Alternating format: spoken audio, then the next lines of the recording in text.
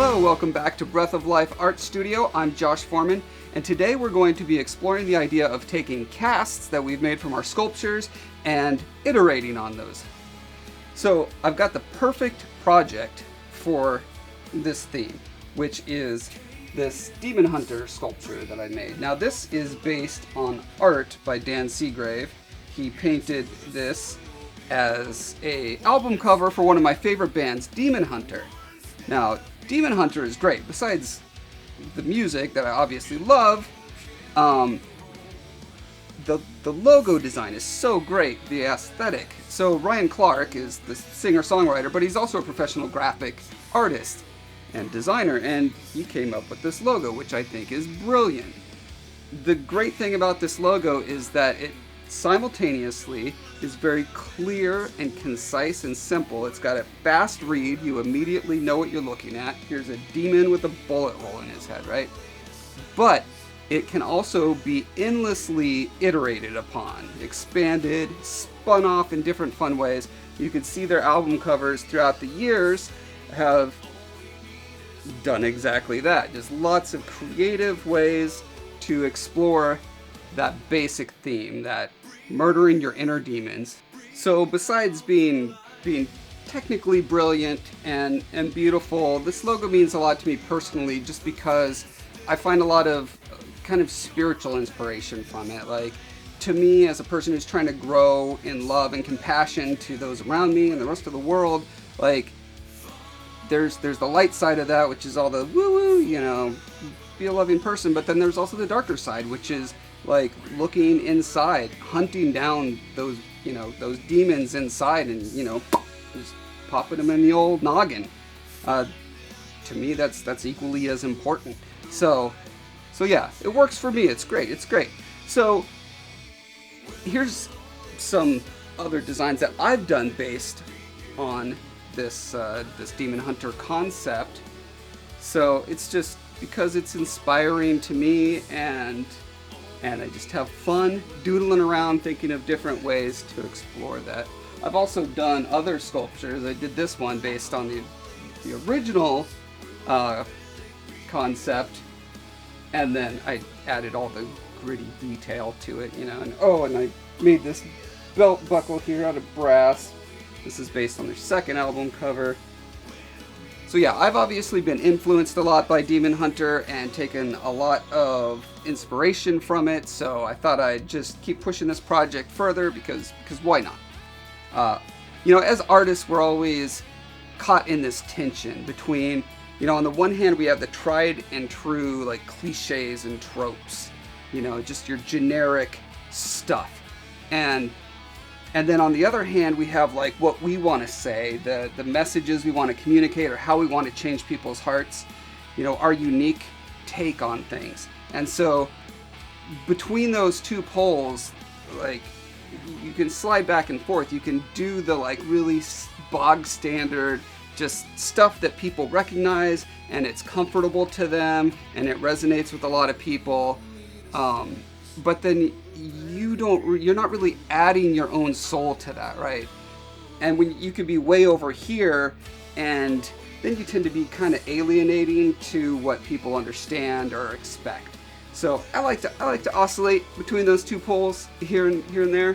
I probably tend to be a little more on the alienating side, but that's cool. You know, there's room for different artistic voices all along the spectrum, and that's great.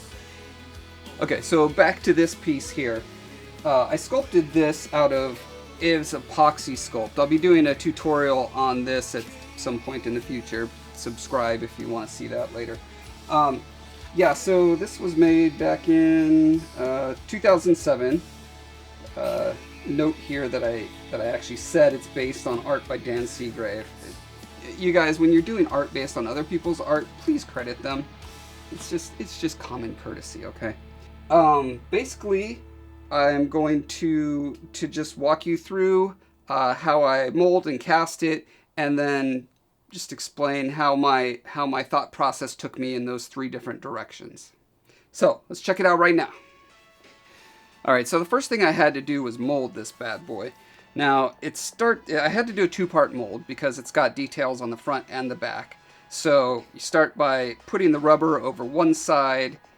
You kind of got to chop it up in such a way that it will fit nicely in the mother mold. The mother mold here, just made it out of plaster. And then it's just a matter of a lot of cleanup. You just got to do a lot of cleanup. Alright, and then once you seal that first half, you go in and pour rubber on the second half. Essentially making a sandwich, and the mold is like the buns, and the sculpture inside is like the meats and stuff. Unless you're a vegetarian, and then it could just be like cucumbers and the gross green squiggly stuff.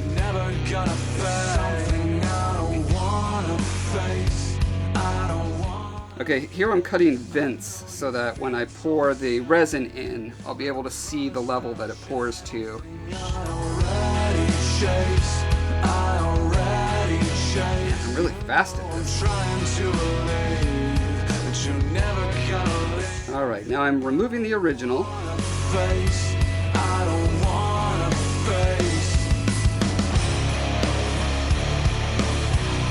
Putting a coating of baby powder over it so that when I pour the resin in, it will suck into all the little nooks and crannies.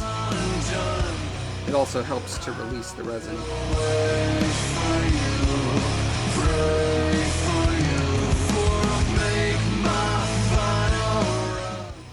Alright, here's the first cast. I need to cut all these little nubbins off that were the result of the vents. And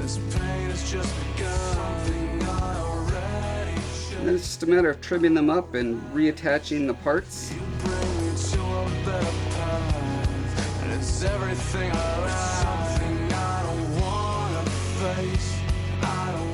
So for this first vanilla version, I'm doing a basic kind of rusty, bony, woody sort of look. So I start by doing the rust colors. I just used a rust colored primer, and then I'm just adding some yellow and brushing it away here and there. And then I'm going to put another paint of coat over that. But first I sprinkle salt on it. See, I put water on it and then salt. The salt sticks to the water in places and creates a nice mottled pattern. So after the salt is dry, I spray paint it with the overside color. Alright, then I dunk it in a bath, wait for the salt to start to dissolve, and then just scrub it away. And that's how I get the nice little rusty mottled texture on there.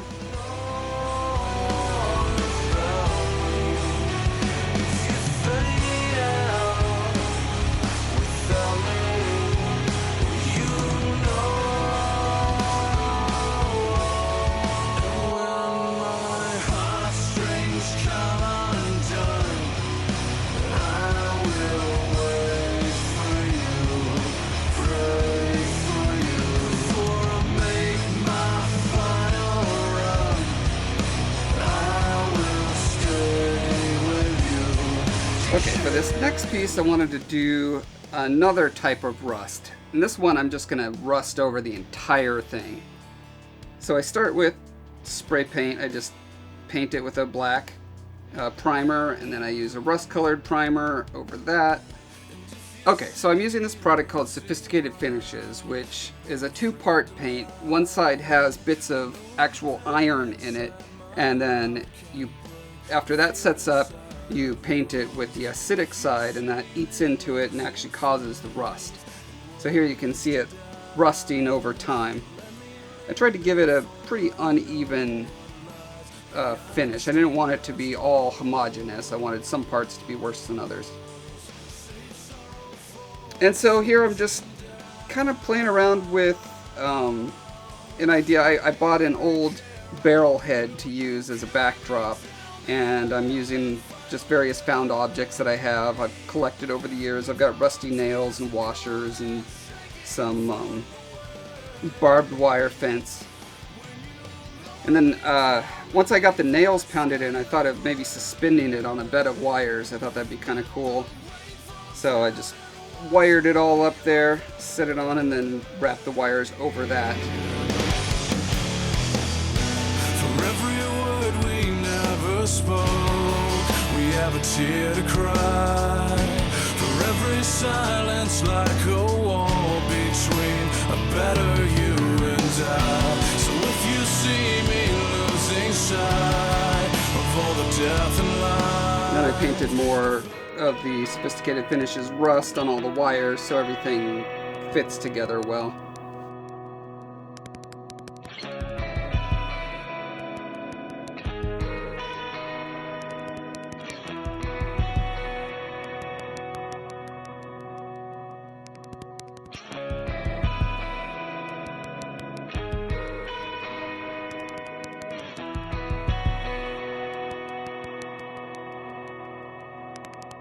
Time has had its way with me.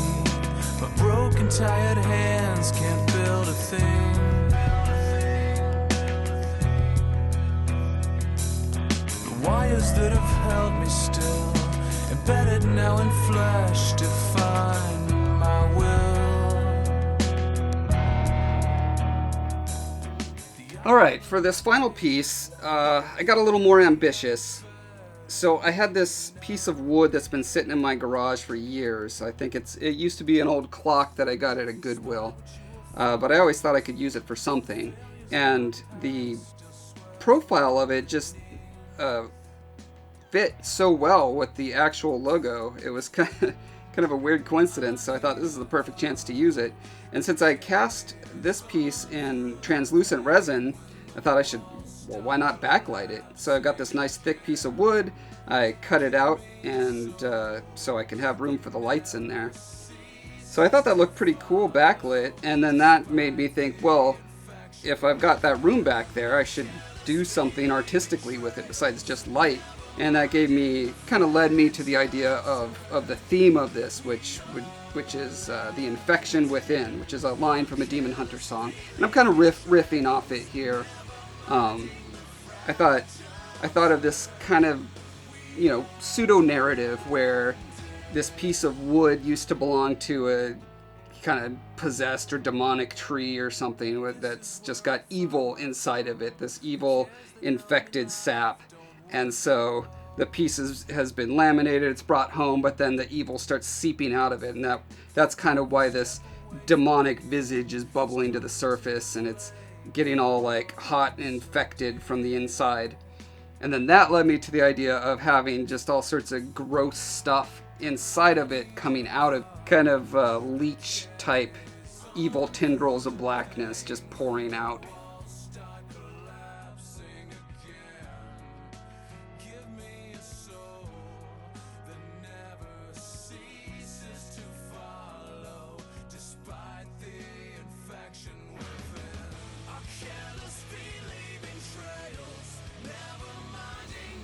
And I went in and did a lot of art on the inside of this, but probably way more than is justified given how little you can actually see in there. I even went to the extent where, see, I used this steak seasoning that's got all these little bits and poured hot glue on that, and then took those and stuck those over the LEDs to kind of give like a glowing egg sac sort of look, like there's insect eggs in there. Anyway, here I'm sculpting these tendrils. I did a bunch of tendrils inside too. Here I'm just using black hot glue to do the background of it, and then I did more sculpted ones over that. And then I'm adding hot glue to the inside of the face, so that when it's backlit it looks like there's more tentacles back there.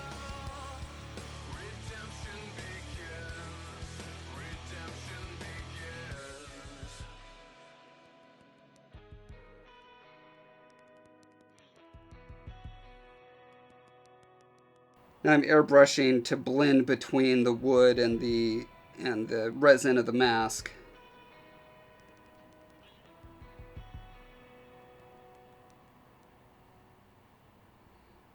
Here's the perfect little home for this spider guy.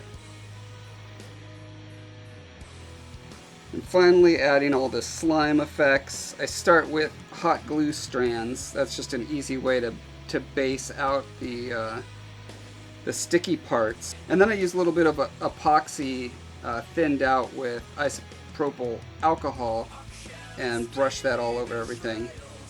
And that gives it a super wet, permanently wet, slimy look to it. It also hardens around the hot glue, so that's not going to sag in the heat or fall apart.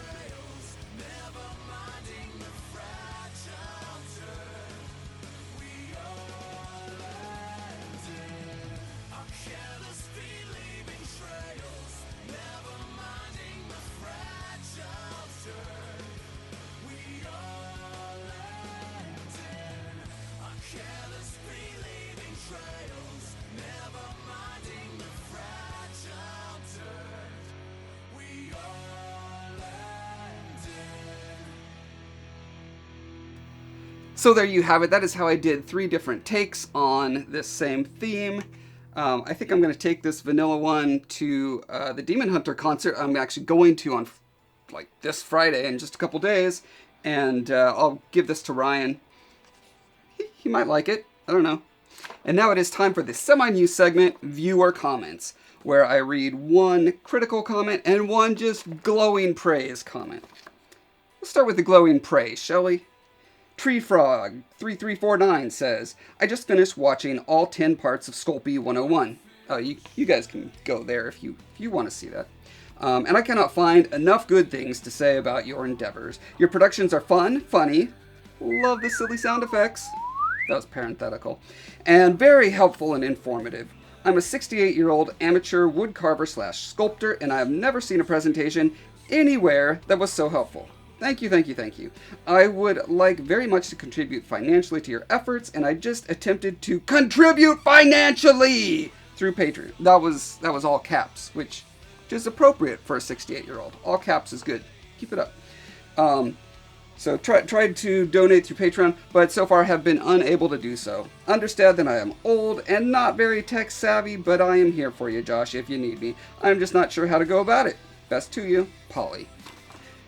That's so heartwarming to get that kind of feedback, to hear that lives, young and old, are being impacted by what I'm doing. Seriously, just that means more to me than financial donations. However, I did follow up on this a little bit. I was trying to figure out why some people are having problems with this. And one potential problem it could be is if your credit card is a pre-purchased credit card or something with a prepaid credit cards. I don't know. Anyway, maybe that's the problem. All right, now time for some scathing criticism from Walker. This is regards to my anniversary hands video. He said, cool that you attempted, well, they said, cool that you attempted this, and the end result worked pretty good. It was fun to watch, but as a former makeup effects artist, I was also extremely frustrating. But then he puts a smiley face there, so I don't know how to read that. Extremely frustrating! Maybe that's what he meant. One thing I will mention, for anyone doing this, when you pour your plaster into the alginate, start with a slush coat. Basically a slightly thinned mix of plaster. Pour it in small amounts at a time and rotate the mold in as many directions as you can. Pour out the excess, then repeat with a little more. Tap the mold on the table add a few angles to release any trapped bubbles. Repeat this until you have the fingers filled, then pour a final mixture. Projects like this with extreme undercuts are very susceptible to air bubbles. So, thank you, Walker, for this feedback. I actually find this very valuable. I mean, so many of my videos in the past have just been me coming up with crazy seat-of-the-pants ideas, and I just turn on a camera and I start doing stuff, and it's stuff that, maybe I did once 15 or 20 years ago, and I'm just kind of going off of how I remember it, and that is actually not the best way to do things. And I'm just now getting to the point where I'm becoming disciplined enough to actually research thoroughly the stuff that I'm presenting. So that is that kind of next level of professionalism I'm trying to step up into.